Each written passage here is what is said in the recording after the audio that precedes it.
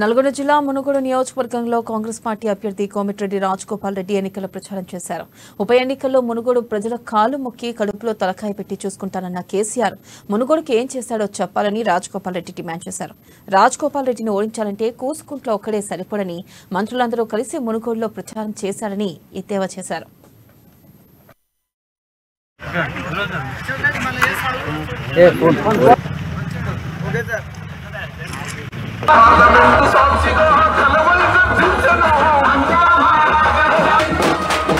దోచుకునేటోడు కావాలన్నా పైరలు చేసేటోడు కావాలన్నా నేను చెప్తున్న సోదరులారా, ఈసారి కాంగ్రెస్ పార్టీ కోటేయండి. పేద మహిళలు ఇక్కడ ఏంటమ్మా ఓమ్మా ముచ్చటాపు కావాల్సింది. ఈసారి అధికారంలోకి వస్తే ఇక్కడ ఉన్న మహిళలకు ప్రతి మహిళకు నెలకు 2500 రూపాయలు ఇస్తానంటుంది. మరి ఓటేస్తారా లేదా? చేయి గుర్తుకు వద్దా? నీకు 2500 సప్పుడు చేయవు. ఏం గుర్తు మీరు ఓటేస్తారు? ప్రతి మహిళకు నెలకు 2500 ఇస్తాం. చేయి కాబట్టి ఇట్లా అందరు మహిళలు ప్రతి మహిళకు ఓమను ముచ్చట పెడుతుంది. ప్రతి మహిళకు కాంగ్రెస్ పార్టీ అధికారంలోకి వస్తే ఇవనే నువ్వే నీకు 2500 వద్దా? కావాలని చేయలేవాడు. మరి ప్రతి ఒక్క మహిళ నెలకు 2500 రూపాయలు ప్రతి మహిళకి ఇస్తానని చెప్తుంది. ఈ వృద్ధులకు ఎంత పెన్షన్ వస్తుంది? 4000. ఎవరికైతే వీఆర్ఎస్ బీజేపీ ఎంఐఎంలు సొంత లాభం కోసం ప్రజలను మోసం చేస్తున్నాయని నాంపల్లి కాంగ్రెస్ అభ్యర్థి ఫిరోజ్ ఖాన్ అన్నారు. తెలంగాణలో ముగ్గురు కలిసి ఎన్నికల్లో పోటీ చేసి ప్రజలను దోచుకోవాలని చూస్తున్నాయని ఆరోపించారు. కవిత ఎపిసోడ్తో ముగ్గురు కాంప్రమైజ్ అయ్యారని, స్టేట్లో కేసీఆర్, సెంట్రల్లో మోదీని గెలిపించాలని చీకటి ఒప్పందం కుదుర్చుకున్నారని విమర్శించారు.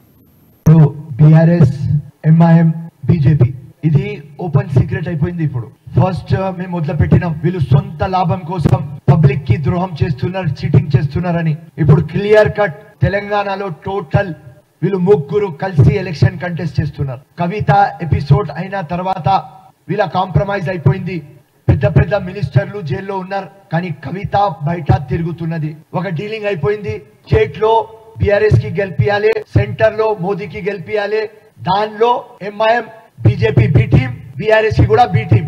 ఎంఐఎం టోటల్ ఇండియాలో గుజరాత్ గానీ, రాజస్థాన్ గానీ, కర్ణాటక గానీ, అండ్ స్పెసిఫిక్ గా ఉత్తరప్రదేశ్ పోయి 100 సీట్ల మీద కంటెస్ట్ చేస్తారు. తెలంగాణలో పుట్టిన పార్టీ, ఆంధ్రప్రదేశ్ లో పుట్టిన పార్టీ ఇక్కడ 10 సీట్ల కంటే ఎక్కువ కంటెస్ట్ చేయరు. ఉత్తరప్రదేశ్ లో పోయి 100 సీట్ కంటెస్ట్ చేస్తారు. బీజేపీకి ఫైదా రావాలి అని. దానికి పెద్ద ఎగ్జాంపుల్ ఎంఐఎం ఇక్కడ కంటెస్ట్ చేసింది ఉత్తరప్రదేశ్ లో 200 ఓట్లతో బీజేపీ 7 సీట్స్ గెలిచింది. 500 ఓట్స్ తో 23 సీట్స్ గెలిచింది. 1000 ఓట్స్ తో 49 సీట్స్ లో గెలిచినారు.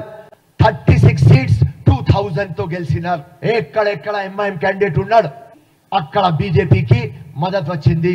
ఇలా కూడా నాంపల్లిలో ఏది ఎవరికి టికెట్ రావాలి, అసదుద్దీన్ కిక్ పెడితే ఆ బీజేపీ క్యాండిడేట్ కి టికెట్ ఇచ్చినారు. అసదుద్దీన్ బీఆర్ఎస్ క్యాండిడేట్ కి టికెట్ పెడితే